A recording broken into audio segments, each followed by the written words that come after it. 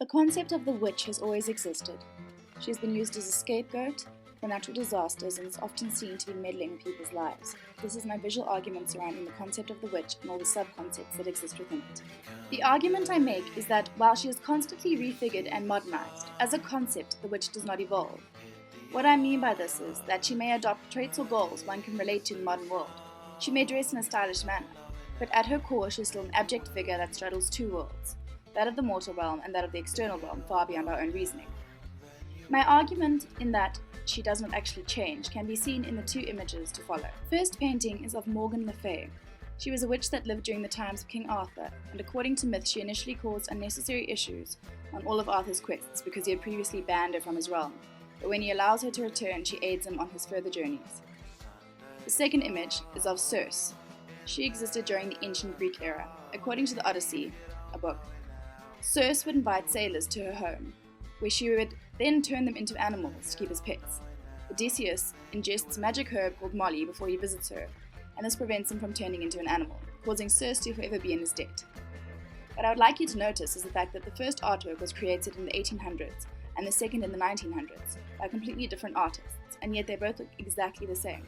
The woman in both images looks like the same person. It appears apparent that when dealing with the witch, there are two visualizations at the core of every single concept. The first is that of the ugly hag, an older woman covered in warts and wrinkles, and the second image is that of the beautiful temptress, a woman whose beauty surpasses the norm, but this beauty is usually surrounded with ambiguity and an almost ethereal visual. Normally someone ugly is associated with evil, and someone beautiful is associated with goodness. It is a flaw within our society, and the witch has adapted to it nicely. Initially one could tell the difference between good and evil, through how a person looked. If they were ugly, they were evil chaos makers, hell-bent on reveling in the destruction of man. And if they were beautiful, then they were healers who aided the hero in his journey. To a large extent this is still true. If a witch appears to be ugly, then she is most likely evil. What is interesting to note is the fact that often the hag doesn't modernize herself. The fact that she appears ancient and from another time aids in her otherworldliness. It separates her from society even further. This is evident in the fact that this picture is of Mother Shipton, a witch who existed in the 1500s, and was one of the first ever women to be publicly accused and found guilty of witchcraft. And in the video to follow is The Witch Bathsheba. This film was made in 2013, and it's from The Conjuring.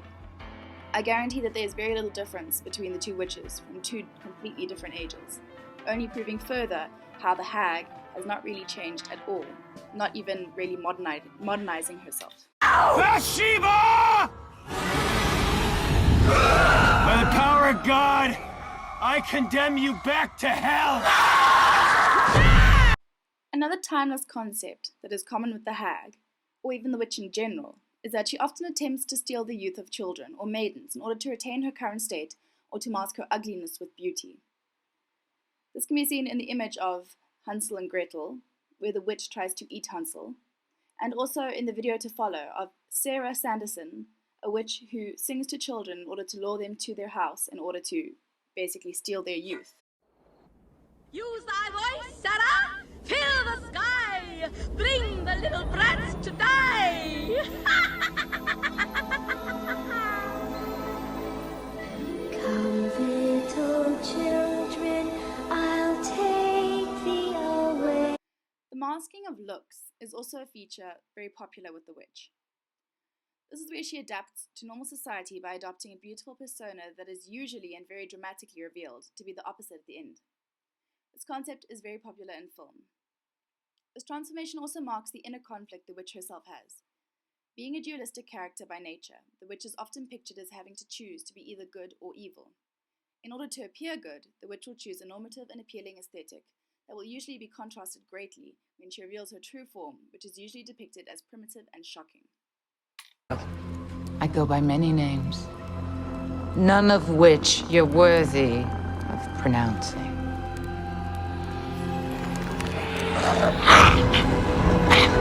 Oh my God! I would now like to discuss the other visualization I previously mentioned, that of the beautiful temptress. So the beautiful witch is a very conflicting concept because if she's too beautiful, she is once again considered evil.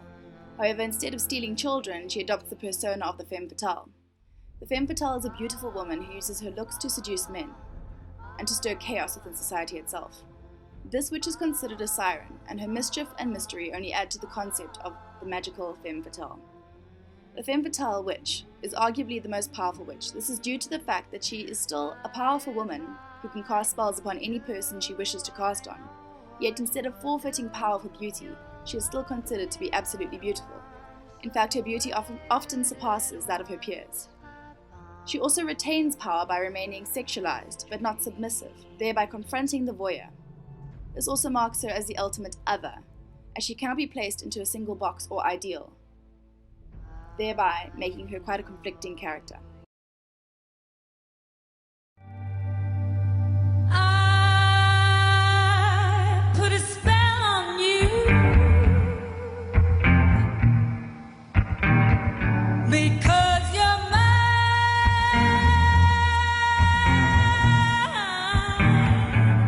You better stop the things you do.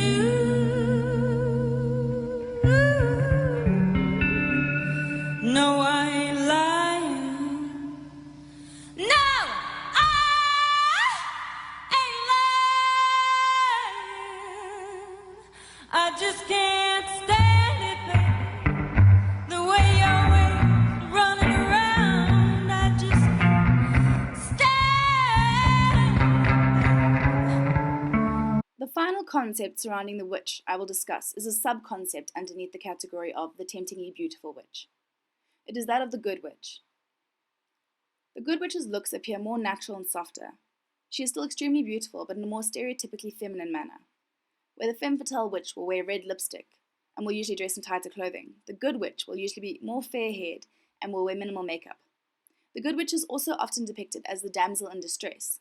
Even though she has immense power, she cannot be considered good by society until she fulfills the role of the feminine everyday woman, and this includes being helpless at times as well as being close to nature usually. The video to follow illustrates the differences between the good and the evil witch. The good witch can be seen as having light red hair, she is wielding sticks, she's in nature, she's dressed beautifully, she looks like a normal villager. Whereas contrastingly, the evil witch has dark hair, her face is completely different to how she previously appeared, her magic is black and dark, and also it's very easy for the dark witch to overcome the white witch, thereby allowing the white witch to retain her femininity and girdiness, if you will. No!